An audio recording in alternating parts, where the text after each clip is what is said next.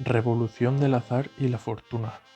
Los hechos narrados hasta ahora tenían como factor común algo que los hacía incompatibles con una finalidad revolucionaria y con la naturaleza homogénea de las series de acontecimientos impulsados por una misma causa motriz o un mismo propósito colectivo.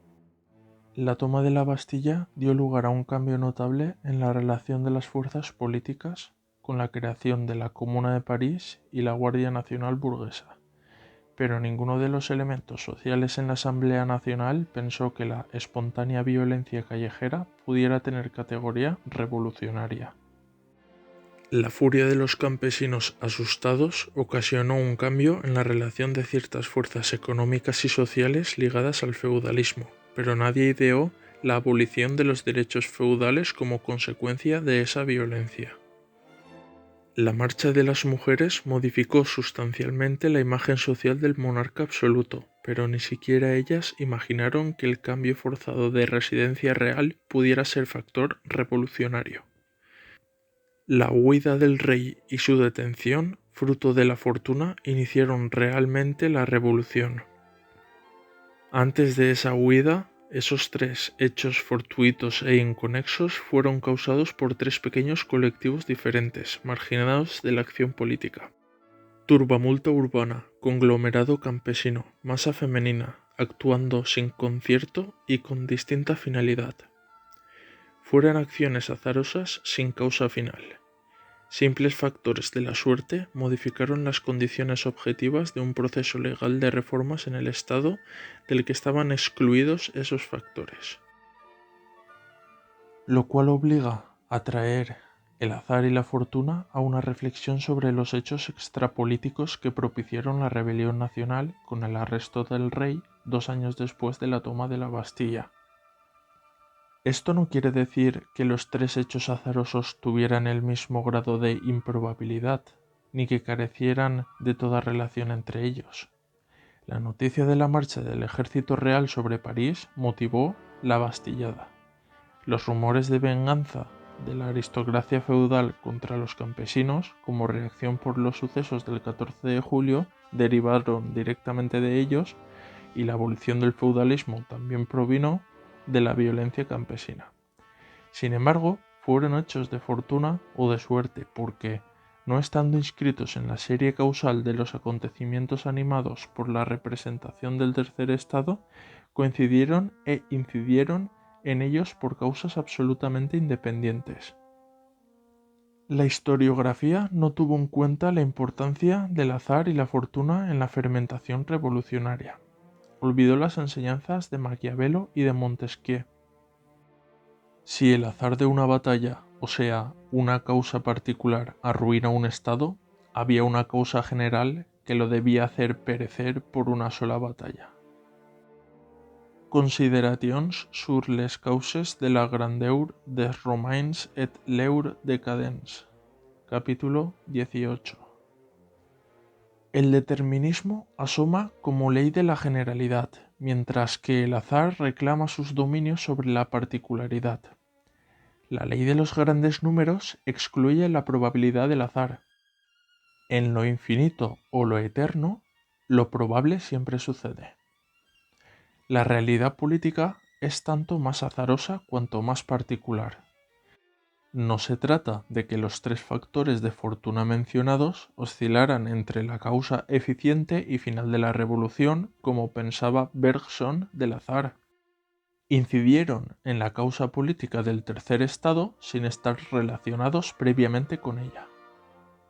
Las series causales de hechos convergentes de sentido expresan la mentalidad de una concreta época histórica. Las series causales independientes entre sí delatan la presencia del azar en la historia. Su desconocimiento impide que la comprensión del pasado humano sea tan completa como la de los fenómenos naturales. Lo mismo cabe decir, por ejemplo, de las historias románticas de la Revolución concebidas como destino histórico del pueblo francés hacia el descubrimiento de la libertad política, pues la idea de hado o destino supone determinismo o no libertad. El azar es a la naturaleza lo que la suerte a los asuntos humanos. La teoría de la evolución ha dado valor constitutivo al azar, y la teoría política no será rigurosa mientras no integre la suerte fortuita como factor operativo en el mantenimiento del principio de continuidad de la sociedad en el Estado.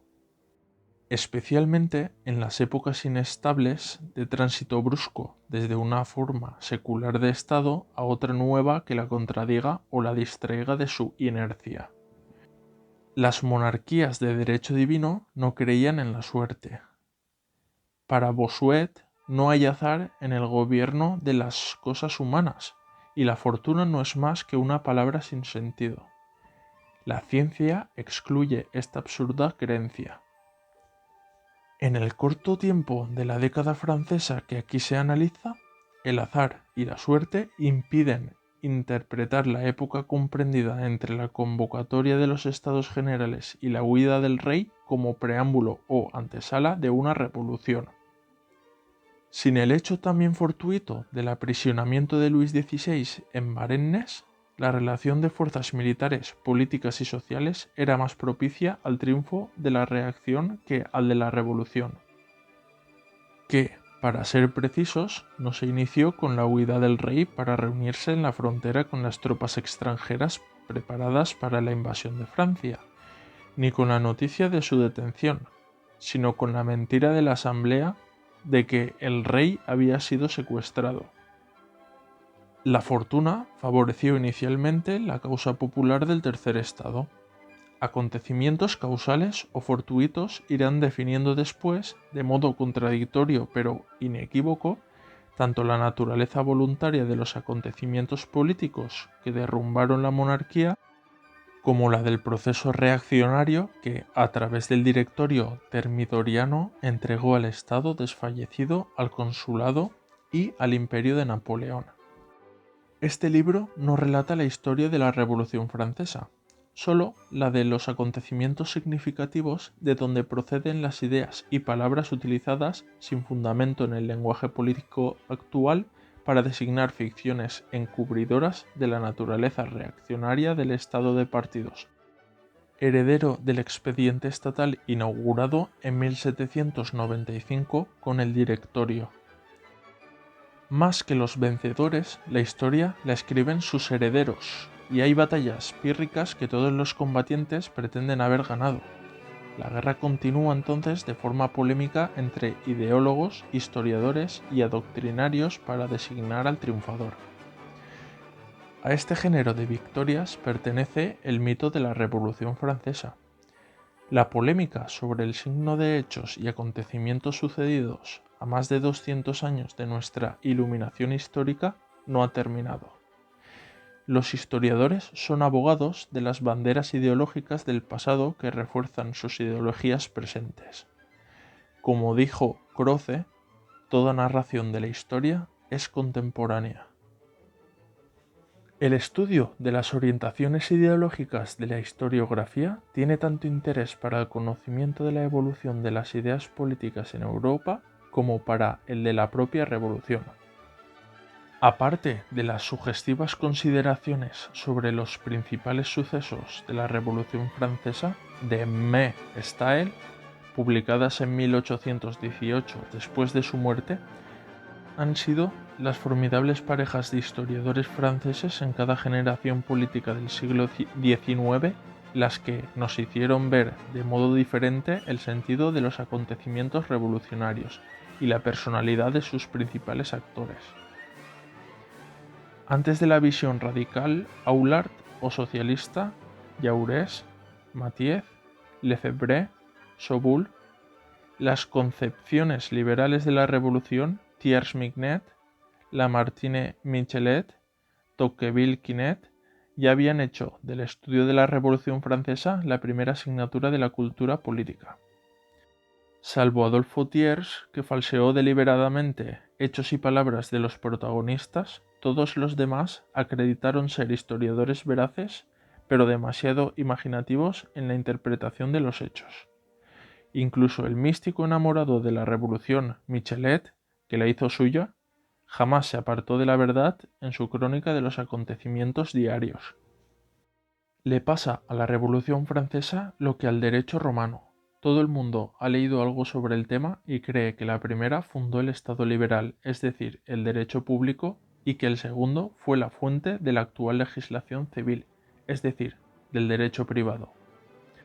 Pero ningún historiador o jurista, ninguna persona culta puede permitirse la grosera referencia a estas causas históricas de la modernidad como si consistieran en dos criaturas que nacieron adultas y a las que podamos acudir en busca de ayuda aclaratoria del presente, consultando su bloque revolucionario o sus códigos legislativos históricos.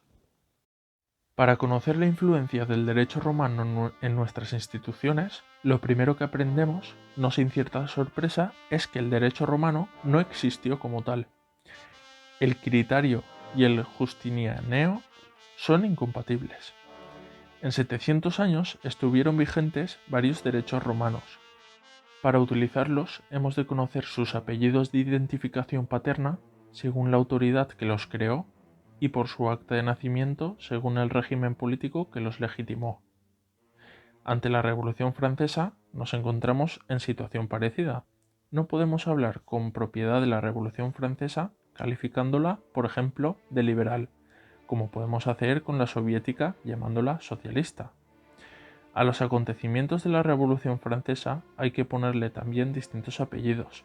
Dentro de su década se produjeron rebeliones de notables e insurrecciones de masas urbanas y campesinas que no se pueden considerar ni tratar como si hubieran sido sucesivas continuidades de un mismo movimiento revolucionario. Los acontecimientos se produjeron con tal autonomía de iniciativa que llegaron a constituir discontinuidades históricas, unas de carácter reformista o revolucionario y otras de signo reaccionario o contrarrevolucionario. Solo la Gironda siguió la suerte del rey como el efecto a su causa. Pese a la homogeneidad de su cultura ilustrada y a la similitud de sus iniciales ambiciones reformistas, las ideas que encarnaron con sus acciones hombres como Mounier, Mirabeau, Bernabé, Brissot, Danton, Robespierre, Barrère, Anglas, Barras o Sieyès son en aspectos sustanciales tan opuestas como todas ellas lo son al Ancien Régime. No hubo una revolución francesa. Ningún hecho, por significante que fuera para la ruptura de la monarquía absoluta, incluso el republicano agosto del 92, fue la Revolución Francesa. Nuestros órganos visuales y auditivos, a causa de una larguísima evolución biológica regida por la selección natural, están dotados de filtros de precisión que solo dejan pasar al cerebro las ondas de longitudes o frecuencias útiles y saludables para la supervivencia de nuestra especie. La mente humana, en cambio, está diseñada de modo tan delicado que solo puede recibir de su propia historia la información que sea más útil y saludable para la conservación y supervivencia de la organización política en el Estado que realiza la acomodación cultural del pasado al presente. Los grandes hechos históricos que influyen en la valoración o desprestigio de los sistemas de poder actuales nos llegan a la memoria colectiva como juicios sintéticos de carácter ideológico, producidos por la cultura dominante. El pasado nos da la lección que más conviene a la perpetuación de ese dominio. Ningún historiador tiene esa potencia. Es así como el futuro va creando distintas visiones y versiones del pasado. La idea actual de la Revolución Francesa no ha escapado de esta falsación. La moda neoliberal que inunda los centros creadores de ideas y opinión deja pasar por su estrecho filtro solo un mensaje: triunfo de la Revolución Francesa de carácter liberal y fracaso de la Revolución Soviética de carácter socialista. La intencionalidad de este mensaje educativo es clara. La libertad política no debe ser utilizada para promover la igualdad social, pues la historia ha comprobado el daño incalculable sufrido por los pueblos que quisieron realizar esa utopía. La falsedad del mensaje consiste en que ningún pueblo con libertad política intentó hacer una revolución socialista o comunista. Solo la ausencia de libertad política colectiva, no la de meras libertades individuales o personales, pudo engendrar ensueños igualitarios. Pero, del mismo modo que el progreso tecnológico nos va proporcionando sofisticados aparatos que extienden y perfeccionan nuestra agudeza visual y auditiva, también el progreso de las ciencias históricas nos va desvelando la realidad de aquellos acontecimientos del pasado que nos fueron contados como grandes leyendas de lo que pudo ser y no fue. Revolución inacabada, de lo que solo fue para una parte social, revolución burguesa o socialista, y de lo que no fue revolución, sino insurrección o rebelión reaccionaria. La vigencia de esos tópicos ha sido debida a la convergencia de la ideología neoliberal y la socialdemócrata, monopolizadoras de la difusión cultural en la exaltación del papel revolucionario y progresista de la burguesía. La idea dominante sobre la Revolución Francesa continúa siendo la de una acción liberalizadora de la burguesía contra el modo de producción feudal para desarrollar el espíritu de la razón, relato liberal, o del capitalismo, relato socialista. En este libro se desvela la falsedad de que la burguesía construyó el Estado liberal de 1795 con un regreso a los ideales de 1789. El bicentenario de la Revolución continuó la impostura del primero, no sólo por la omisión de la trascendencia que el azar y la fortuna tuvieron en el origen y la orientación de los acontecimientos anteriores al fusilamiento de republicanos el 17 de julio del 91, sino sobre todo por la ignorancia de que lo fortuito siempre favoreció la causa popular contra el absolutismo monárquico. Esto plantea una cuestión no estudiada por los historiadores, pero que ocupó la atención de la filosofía del azar. En carta de 1871 a Kugelmann, Marx indicó la gran parte que toma el azar en la historia. La aceleración o el retraso de los acontecimientos dependen en gran parte de parecidos azares, entre los que figura también el carácter de las personas que están a la cabeza del movimiento. Para Charles S. Peirce, el puro azar, causa escondida a la razón humana, engendra hábitos y irregularidades porque incide en una materia física, biológica o social sometida a una de las grandes categorías cosmológicas, la del principio de continuidad, integrado en la filosofía de Leibniz, a la que Peirce añadió la nota sustancial de que la continuidad del azar es evolutiva. Aplicando estas categorías universales a la historia de la fase reformista de la monarquía absoluta, se debe encontrar una respuesta plausible al hecho de que el azar, la fortuna y la suerte, toma de la Bastilla, gran miedo campesino, traslado forzoso de la familia real a Tullerías y detención del rey en Varennes, siendo casualidades no relacionadas entre ellas, actuaron siempre sobre la sociedad francesa en una dirección que daba consistencia a la posibilidad real de un cambio de la monarquía por la república, aunque nadie fuera consciente de ese sentido progresivo o fatalista de los acontecimientos azarosos o fortuitos.